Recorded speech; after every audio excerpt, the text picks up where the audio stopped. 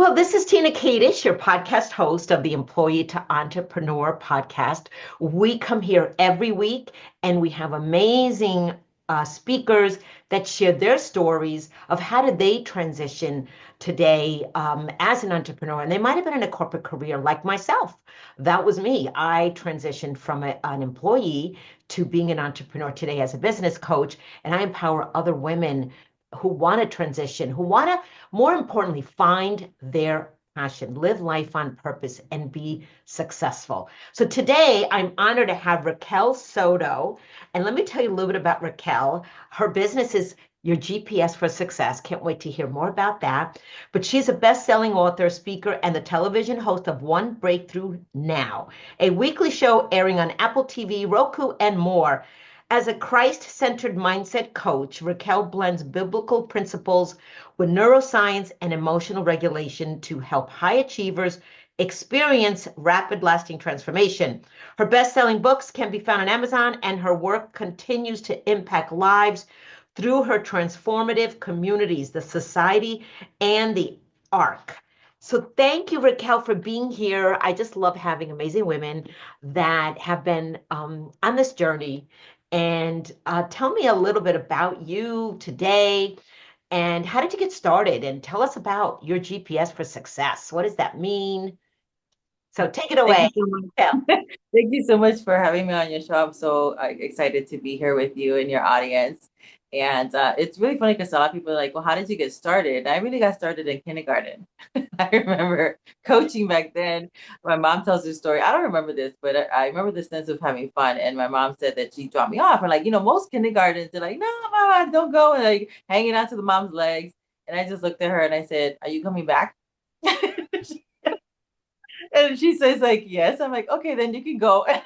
Oh my God, that is so funny. And then I go inside and I'm like, I have my coloring books out and, and I start to color and everything. And I'm looking at everybody, everybody's crying. And my mom's, I guess, peering through the windows, how she tells it. And then I get up and I start, I get some tissues and I'm going around and I'm giving people tissues and I'm like counseling them. I'm like, don't worry, your mom's going to come back. We're going to have some fun. And I'm like, motivating them. I'm inspiring them to stop crying, to just enjoy the moment. And then my teacher, here's our mom, she's like, you can go. Oh, My wow. mom's like, I didn't know how to feel about that. Should I be insulted, offended? Should I be proud that my daughter was just like making everybody feel better and coming back? Like I was helping them emotionally regulate. Wow, you were. So you started that young, really started helping other people without realizing that one day you're going to be a coach. Yes. And then I'm in my 50s now. And what they don't tell you was that when you enter your 50s, you think everything happened a couple weeks ago, a couple years ago. No, it was decades. Like, I don't know what happened to the sense of time, but we have like no sense of time. So when I started retelling the story, it's like, oh no, that happened a long time ago. But a couple decades ago, I was just doing my thing and helping a nurse and that I had met. And then she just starts weeping because she starts having this transformation after a few minutes of just me doing my thing, coaching. I didn't realize that's what it was at the time. And she looked at me and she's just like, well, how much do I owe you? And I looked at her, I'm like, you can get paid for Wow, that? really? And that's how I actually ended up having my first client because I didn't know that was such a thing. In my world, we came from, very blue collar. So, it wasn't even in our realm about coaching or mentoring or sponsorship or any of those kind of things that can actually be transferred into something that you can do. It was a natural gifting. And so she was crying and I was just like, oh, okay, then I guess I'll just help you in the way I've been helping you. And she started giving me all kinds of, gifts and money. And that's kind of like how I started here. How I really started to dive into mindset and neuroscience was because throughout my life, I was a strong one. And many of us here, we can resonate and understand like, yes, I'm the strong one. I'm the one everybody comes to. And so we end up really creating some things for survival where our facade is there. So nobody knew what was really going on in my psyche. My body started to break down. I tried to take my life 4 different times. I was in the process of doing that when the fourth time I was stopped. Oh, wow. Meanwhile, nobody knew, So after I started telling the story, people were just, people who loved me, my parents, my sister, who's my best friend, and they started having guilt. Like, how did I not notice? Oh, And wow. people don't notice when you are the strong one because you don't want to put that burden on someone else and everybody's always coming to you and you know how to lift people up and get them out of their pit. Meanwhile, you're drowning and nobody sees it. And so after that, even though I was still in personal development, still coaching people, having these little things, I was like, okay, God, I need you to tell me what is happening in my brain. How did I come this far? I promise I won't, go down this road again. If I'm feeling it, I need some tools. I need to understand what's going on. And I didn't really do it so that I can coach people. I was just like, I don't want to come back into this pit of depression where I'm hiding it to the point that I think it's a good idea for Hmm. me to end it. And I Okay. had, and I had my kids and stuff at the time. Oh, And wow. so I just really thought it was best for me to end it. And then that really took me into like neuroscience and epigenetics and quantum physics. And that was kind of how I got introduced to the world. And then I saw how all these things were already written in the good book. And I'm like, oh, that's why you said. Oh, And I wow. saw how really like science was really unfolding and showing the mechanisms around the things that I had already learned as a child of biblical principles. And Hmm. so I started to incorporate them more and I started focusing on that. So my first course was around quantum physics and it was like, 12 weeks of manifestation. It was called Rainmaker. It's called Rainmaker. It's still Beautiful. very popular. And so I started to do that.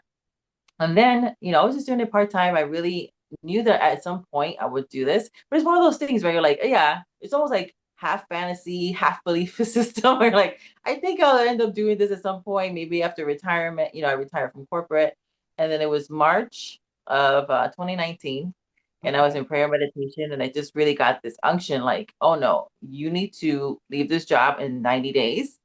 Wow. And I was like, you've got mail, Jesus. I got bills, I got kids. I need you to prove to me that I can do this. So And you, it was just like God said, bet, hold my beer. oh my God. So that is an amazing story. I wanna touch on that. You asked God because you wanted to leave your job and you I didn't want to leave my job. didn't. You I didn't. no, But what was that? Okay, so asking God. So you got that message from yeah, God. like, yeah, Yes, okay, but you didn't time want to go. to leave your job. Okay. No, I mean, I was fortunate where I really enjoyed well, it's so funny because now it's like corrections, like, yeah, you enjoyed the job, but what did it cost you? And I think this is some of the things. Sometimes even if you like the job, or you really are good at it because it does feel good, right? I was getting recognized. My team always did well. My team we never had everybody else was getting reductions in their teams. We were adding people. We always got raises. We always got bonuses. I got a lot of open doors, a lot of recognition. I got to do a lot of international work. And so, from all those accolades, and then it's like, yeah, but you're romanticizing it. And sometimes that's what happens. We romanticize the place that we're at. Even Mm. after I left, it was just like recently, I have to continually like correct my words. I romanticized it. What did it cost me? I did have, that was the fourth time I tried to end my life. I ended up spending like 60 to 70 hours, working. When I wasn't working, I was still working in my head because I was working with international offices. So like I was not present with my children. And so I was doing things for them, Mm. but what they want was me. And so I knew that I wasn't being the kind of mother I really wanted to be, even though I tried to do everything that I could with the time that was there, but I couldn't really be present with them because my mind was always somewhere else. And again, like I ended up losing a lot of my hair from the stress of Wow. everything that was going on. And so, so I romanticized the job Yeah. because it was really a place where I can go escape and just like do my giftings and talents. And I was recognized. So I felt great when I was working, but it was costing me literally my life, my soul, my destiny. And so it was just like, no, Mm. you gotta go. And I was just like, okay. And I didn't think anything of it. I always get these, promptings. And I'm like, okay, well, let's prove it that I'm not crazy. And it was just like God said, okay, hold my beer. And how much do you want? And I said, this much. And then he's just like, it was like bet. And then like the end of 90 days, the last 6 weeks, I had this rush of money coming to my business at the time. And it was more than I asked for. And it was just like God said, now what? And I was like, well, I Wow. guess I have to do it. I, So I love hearing the story how you started your business part-time while you're working full-time. And I could so relate to that. We are putting all of our time in our job because I remember myself being in my last corporate career as a recruiter. I was doing a lot of traveling. I was stressed out. burnt out. I couldn't stand it, but yet I was there because it was comfortable while building my business. And it was just, I was scared, plain and simple. For me, it was fear. And, but it cost me that, number one, it almost cost me my marriage because I was always mad. I was always complaining. I was coming home using my husband as a punching bag. I wasn't happy. I was miserable. And it almost cost me my marriage because of a job that I didn't even like. So it's amazing how so many of us, we put all of ourselves in a job and then our lives could be gone, and or we're being let go. Like I was laid off from another job. That's what started me on my journey. And yet we're there. I love when you said romanticizing the job. You romanticize the job when you were hurting inside. Yes. Yes. Wow. Yeah. Powerful. That is so powerful. Yeah, and then when the money came in, it was just like, okay. And then I get, because my hands were in a lot of cookie jars, I gave my resignation, and then it took a couple months for me to unwind from that. And then they were contracting me out after that time, and they probably would have kept on contracting me for as long as I let them. And then Right. it was just like I said, leave. I was like, I guess I gotta cut them off in October. So that was October 2019, and then the fungulitis hit in Wow. 2020. But I've been doing this full time and I really love it. And I really love what I get to do every single day. Like every single day, I get to have the opportunity to say something to shift somebody's life, to Mm, be able to say something to inspire them. Sometimes you hear, like, oh, they're just a motivational speaker. No, motivation breaks chains off of people. If you're called to be a motivational speaker, don't allow the voices of that's all you do.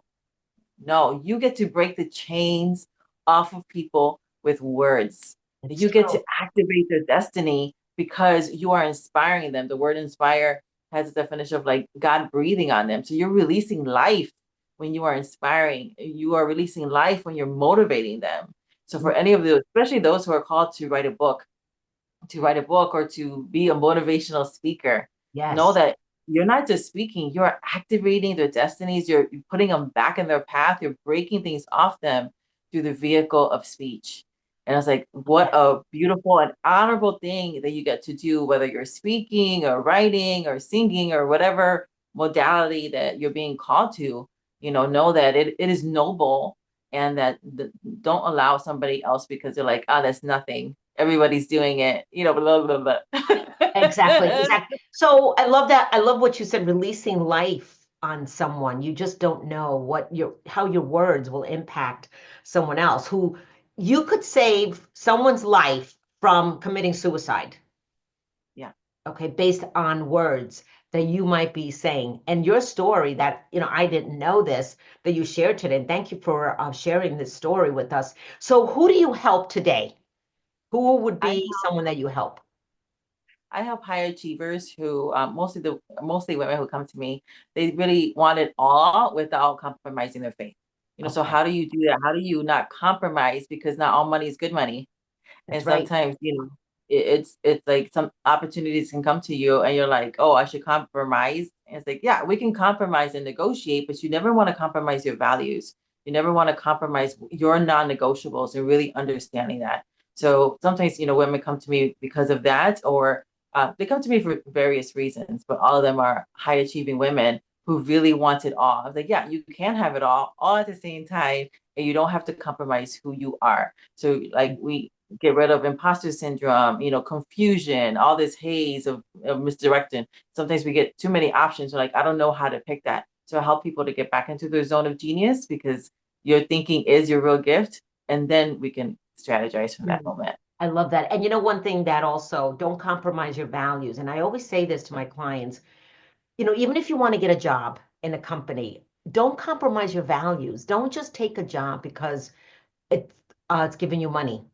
Okay, money's good. Well, not all money is good, like you just said, but never compromise your values. And I love that, being really true to yourself because the opportunities are going to come, the money is going to come. And I love the fact that you're also, a Christian. I am as well. I'm a believer. And, having the Christ-centered principles that, that I read in your bio, oh my God, in your bio. is great because I'm also that, and I just believe that so much. And not everybody is a believer. Right. And And I have women who are not believers, I have people Muslim women who are fighting me, and we're having conversations, and I'm helping them because there is just like when you have the love principles, they're going to work. They work for everybody who will work them. right, And so I'm just really grateful to be able to have clients who are like, they believe in the universe or new age or horoscopes or like, they're Muslim. But they come because they see the light and they see the results. I'm like, well, I want the results. you know? that's And right, I'm that's telling right. you who I am. And as long as you're good with it, I'm cool with you too. So I'm really grateful that I get to really work with women of all faiths. And we're respectful of who I am and who they are, but I get to still transform their lives. And that's the most important thing to me. That is the most important thing. And the fact that you are working with all faiths, someone that is a non-believer, someone's a believer, but they all want something else. They want something. They come to you that things are not working, and Hmm. you can help them and sharing your story. And also the way you combine the neuroscience. You've got the neuroscience and you've got Hmm. the Christ centered biblical principles, that it is such a great unique combination. So what would you say, to someone today? Give us like two tips. Someone that wants to do something more, leave their job, or they're stuck. They're really not sure. What would you recommend that they do? What would be some tips that you have in your own journey that you've learned, some lessons you've learned? Yes. One is that you're actually not stuck. You're stuck because you're saying you're stuck. So as long as you say you're stuck, your brain is your helper. Your Good word. brain is just doing what you're coding. So think of your brain as the ultimate AI. And for those who are like, I don't like AI. Well, we've been using AI for decades. This is now coming to the to us so we can manipulate it more. But think of your brain as an AI. So it's just running a program. And so when you're telling yourself, I am stuck, it says, okay, then I will make you right. That is so So true. if you just change your language is so important because you're programming yourself every single day. Every 10 seconds, your brain is checking in with the voice of your mind, which is the voice of your mindset. So if your mindset is, I'm stuck, when it's checking in every 10 seconds, it's saying, okay. And if you say you're stuck, your brain, who's your helper, that's your virtual assistant, Oh, literally, wow, I it'll love say, oh, you're stuck. Here's 8 more reasons why you're stuck. 1, 2, 3, 4, 5, 6, 7, 8. It'll give you proof. And then you say, see, I am stuck. So whatever, if you're feeling stuck, it's because you're saying I am stuck. And so create a new program. And it could be something as simple as I feel stuck because you feel stuck. That's true. You are, and it is real. It's taking up mental real estate. You are experiencing that in your body. There's nothing wrong with you. There's nothing wrong with you. Everything's working the way it's supposed to work. So now wow. it's like, okay, how can I manipulate this now? You can actually, for those of us who are control freaks, yes, this is where we get to take all the control. We get to be like, I'm a control freak and I'm going to control now the situation. I'm choosing to say, I feel stuck and that's okay. I have felt stuck and I'm fine. There's nothing wrong with me. But I'm choosing now to open myself up to possibilities and, what is the answer? And the answer will show up. You don't have to know the answer right then and there, but just deciding, making the decision, because Yeah, then your brain's like, oh, well, there's a lot of different ways to get unstuck. Yes, we know that's true, and your brain knows that's true, so it won't fuss with you. I love It's that. always people always think about like the brain is trying to keep you safe. That's not true. And so we've had this misnomer in the languaging. Your brain is always trying to keep you safe. It doesn't. It doesn't care. It keeps you within your belief system, which Okay. is why you can stay in situations of abuse, of all different kinds, because your brain believes that is the zone, that is your belief system. You believe that you deserve it or you can't get out of it. And so it'll continue to put you in those situations to make you right. Yeah. Your brain always is always in the now. Like we're told now faith is. Yeah. Your brain is always in the now. It's always in faith. It always believes. And it takes this belief system from what you believe. That is your boundary to create a new one. Think, okay, I'm feeling stuck. Yes. I've actions have proved it. Yes. But that's the way it works. Everything's working the way it's supposed to. So Mhm. now I'm choosing to be open to the different options for me to move forward. Mm. There are many different ways. I love And that. now I'm choosing that I'm going to start seeing them. Mm. And you'll be surprised, right? Just like when you think about, and you've heard these stories of, I decided to buy a red Prius. You didn't see any red Prius until you decided to buy a red Prius, and now all of a sudden, everybody's bought a red Prius. Yep. Why? Because your eyes will play tricks on you. It will physically not allow you to see things because you weren't looking for it. Right, But right. when you start looking, right, that's what we have these what's the other saying? That when the student is ready, the teacher Oh, will yeah. appear. Yes, yes. When the student That's is your brain. ready, the teacher will appear. Yes. So Yes. the student is your brain. The Mm. teacher will appear, but you need to give it direction because it's like a 3-year-old. It's gonna want to do whatever it wants to do, whatever it's programmed to do, and it's just like it'll run amok. Right, right, So right. activate your inner control freak and tell it what to do. I love that, and I've heard that so many times. When the student is ready, the teacher will appear. And I love the Mhm. way because I've heard this so many times too, and all of you who are listening here, it's reprogramming, our story, rewriting our story. I'll give you an example. My belief growing up with my family was always that fear of money, actually scarcity of money. So I was always having that fear that there was never enough money. And we would always struggle growing up. But my parents would always say, there isn't enough money. Only the rich get richer. We're not rich. It doesn't, rain, money's not growing on trees. And so we grew up with that. I always had the fear that there was never going to be enough money. So what did I Mhm. believe? There isn't enough money. It's hard to make money. That was one of the words I used to say all the time. It's hard to make money. Mhm. And guess what? That's what it was. It was hard to make money. Yeah. So Yeah. changing our wording, shifting our mindset is something that I've had to work on for years myself Hmm. because it Yeah. was a challenge. It really was a challenge for me. And I love the way you said that, and like I said, I love the fact that you've got the biblical principles and then you've got the neuroscience that how you Hmm. help, those high achieving individuals. So Raquel, this has been a great conversation and learning so much about you that I didn't know. How can people connect with you? We will have all of your information in the show notes so people will be able to connect with you. But tell the listeners here how they can connect with you. You can stalk me everywhere by going to yourgpsforsuccess.net. And that's going to have everything. So it'll give you some information about me. You can scroll to the bottom. It'll show, take you to testimonials, a TV show, some freebies that I have for you there as well. But Awesome. different ways that you can connect with me, even on socials, is that's just the easier way to find me. Awesome, Raquel. Any final tip, quote, anything you'd like to share to close it out today? There's nothing wrong with you. You are beautifully and wonderfully made. You're made in the image and likeness of God, and there's nothing wrong with Him. So there's nothing wrong with you. You Mm. are not broken. You just believe things that are just not true. And so if you open yourself up to receiving the truth of how beautifully and wonderfully you're made, you're going to be astounded and you'll be your best cheerleader. And maybe people will say you're arrogant, but how can you not like love what God has created? That's right. That's right. Because God has created us and God loves us all. And thank you, Raquel, for being here today. And until next time, this is Tina Kadish, your podcast host. Until our next episode, The Employee to Entrepreneur. And please like, share these episodes. If you're here today listening, listen to other episodes and subscribe and share away. Thank you so much, Raquel. It was a pleasure. Thanks, Tina.